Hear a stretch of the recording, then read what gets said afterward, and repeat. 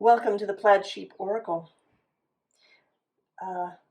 This is a reading for this new moon coming up on Sunday, on March 10th. It's at 5 a.m. on the east coast of North America. It's actually, I wasn't sure if I would film this, if it was a reading for the collective or just for me, or and I'm choosing to film it because I think, I don't know, I want to, I guess, and that's part of the message. The underlying, which usually I choose a card first before I choose all the others, that's a kind of underlying or overall energy. But this time I did it at the end, and the card that came up was this Uncharted. And that's certainly appropriate for Pisces. The Pisces new moon at about 20 degrees of Pisces. So we begin with this wheel of fortune, and the wheel is spinning. The time is now. Below the wheel is the Death card. Transformation. And really in Pisces especially, this idea of moving into the new life, of a kind of reincarnation. The bottom of the deck is the Three of Wands, heading out into the new. But there is a process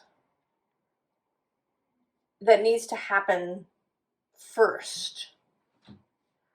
And there is this movement, this chariot. And the chariot is heading into this Four of Wands, which is this house, this space. So it's not literal. Although I suppose that it might be if you chose to go on a retreat somewhere, to spend time either alone or with just a small number of people, and perhaps in silence. But it's more of a space, a headspace, a way of seeing things.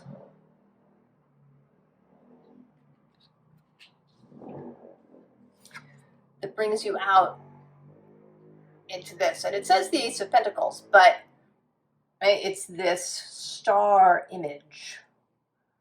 We talked about the star in the last collective, that it's here now. And how do you see it? How do you interact with it? In this other liminal space, in this headspace of,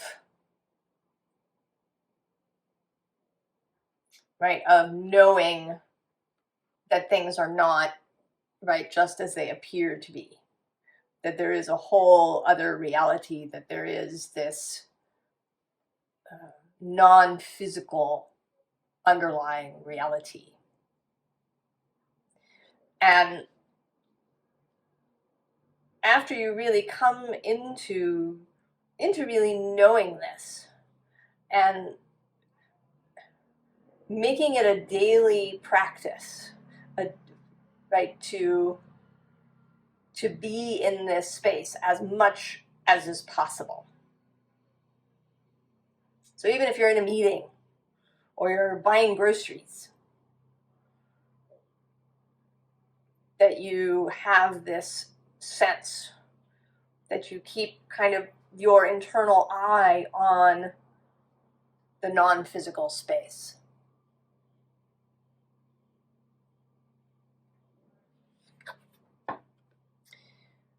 And so we have the Hierophant, right? You show up in your chariot at this house, at this space of being. You encounter this pentacle, your star, your guiding star. And then you come out the other side of the house as the Hierophant. And it is the Hierophant and not the High Priestess.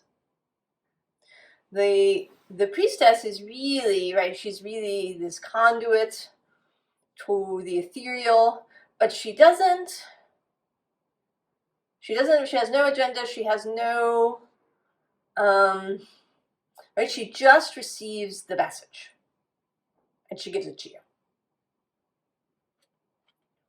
She doesn't judge, she doesn't analyze, she doesn't, she's not interested in how you are going to use this piece of information that you've gotten. She just receives. But the Hierophant has one foot really solidly in the world. He is meant to be, he was originally Il Papa, the priest, the Pope, the person who translates divine energy into, ways that everybody can understand. And so this is this combining of the non-physical and the physical to really work together. And this is a message that has been repeating and repeating and repeating for me, this combining. It often shows up for me as a combination of earth and water. Consciousness, the ethers, and in a more emotional way. I mean, air is kind of ether, but air is more thought to me. Whereas water has this emotional content that I think consciousness and source has. Source is more than pure thought.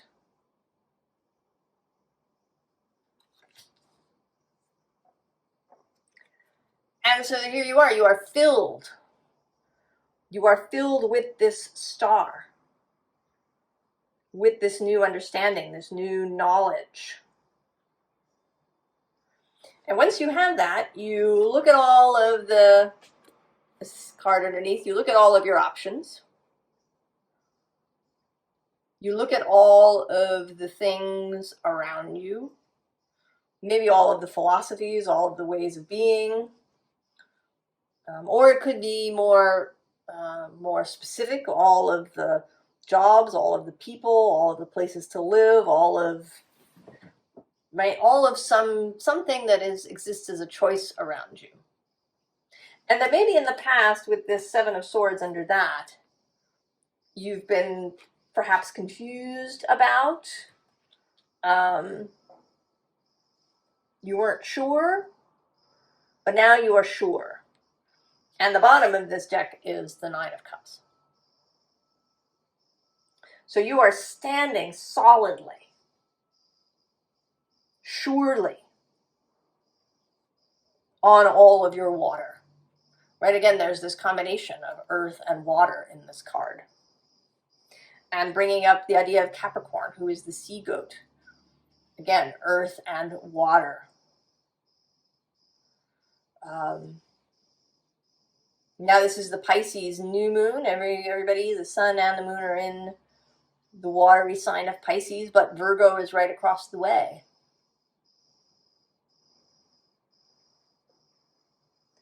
So earth and water. And once you've chosen and you've chopped down the wand that you want, you gear up and you go. So courage is required because you're going into the unknown. Right? This message that has been here through the whole channel I began this channel in late summer of 2022, and I think the one through line that is really stuck throughout the whole thing is the past is not a map to the future. So that means that the future is wholly unknown. You're going into different. Expect different.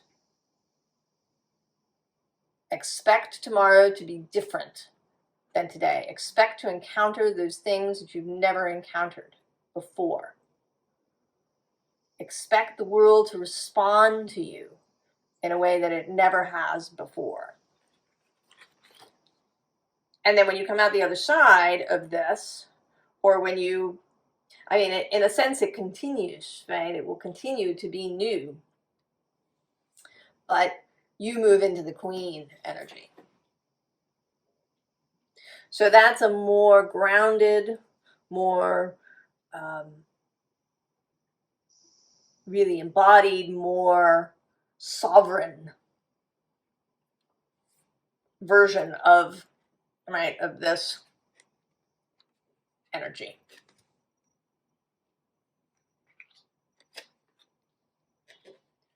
Mature, masterful.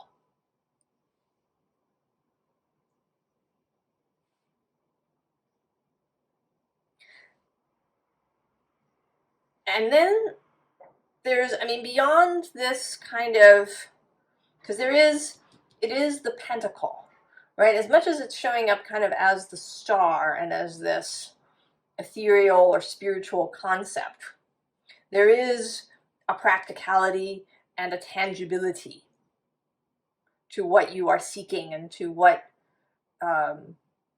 you bring forth into the world.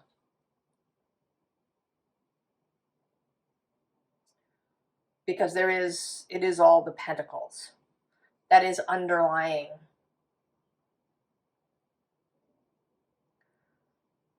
And so how do you now, right, what does life become then? We have this, she's labeled as sacrifice Kuan Yin, as this sits in the Hanged Man position in this deck. But I want to say that with the Four of Pentacles underneath, this, and then this Fool energy here, that this is reiteration. It's like this reading really wants to press this home. Right? These two different, apparently different, but in fact the same person. So your ethereal, wider source, quantum, whatever you want to call it, self, and then your earthly human self, that you're, how you are here, focused now. That these combine and that you're aware of both of them. As much as is possible. It may not happen, for every single minute of every single day, but the majority of the time.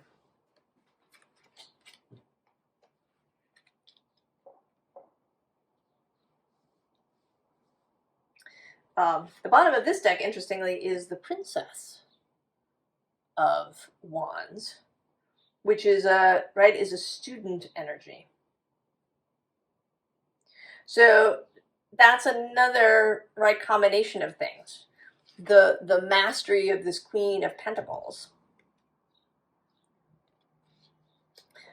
but then the student energy of the Wands, maintaining this sense of wonder, this sense of openness, right? You need that in order to keep this newness, this new unknown space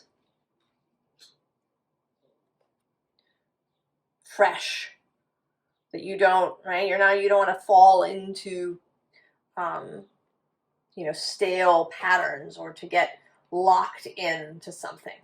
Oh, and actually next to her underneath is the Ace of Cups, wanting to show itself here.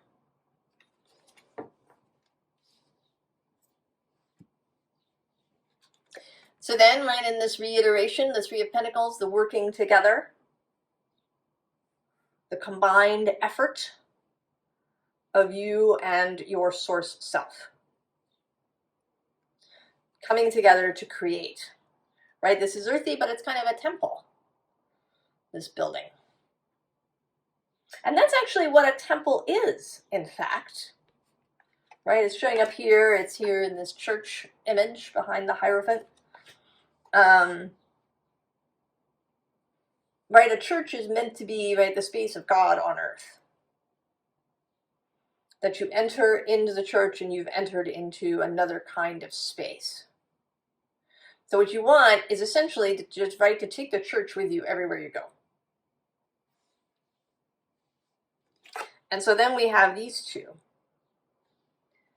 coming together, the Magician and this Four of Cups, which is not, right, in this deck she's, right, she's very meditative, like she's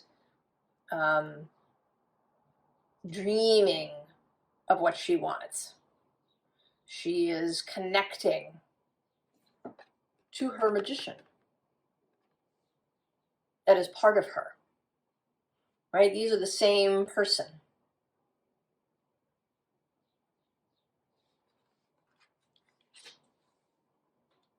So there wasn't no advice that really wanted to come out. I mean, it's the whole reading is kind of advice to really focus on this work, to focus on knowing your source self in your daily life,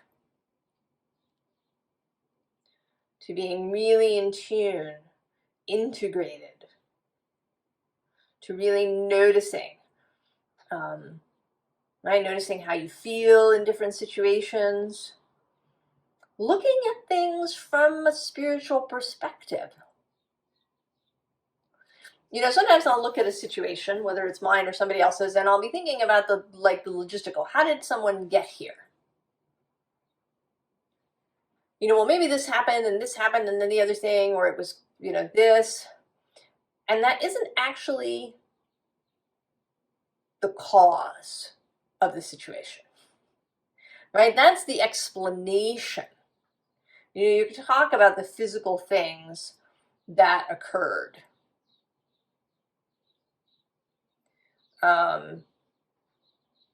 You know, say you show up late for an interview, and the reason, right, the explanation for why you were late is because you didn't set your alarm properly. Instead of 7 a.m., you set it for 7 p.m. And so it didn't go off. And that's an explanation, but it isn't the reason. Right? The reason is something internal, something spiritual, something within you that set this chain of events into motion in order for, right, for the reason to be realized. You know, maybe you don't really want this job. That could be. That you've kind of forced yourself to go to this interview because you feel like you really need a job and this seems good or good enough. And so you didn't really want to go. So you didn't set the alarm properly. Or maybe it's the reverse. Maybe you're desperate. And this feeling of desperation translates into creating these obstacles for yourself. So there's different, and that's up to you to sort of feel into what is, right, what is the real reason? Not the physical explanation for a set of circumstances. Right, it's like the algorithm. You know, we say we have to, you know, do things so that the algorithm will, you know, post our content.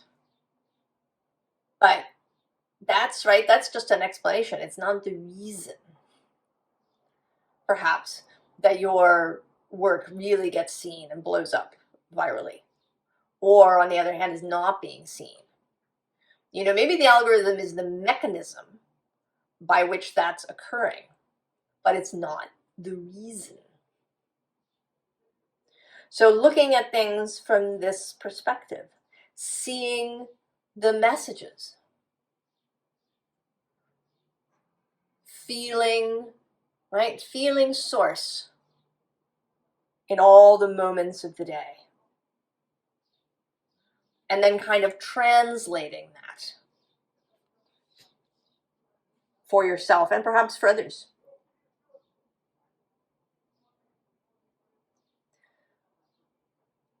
So I wish you a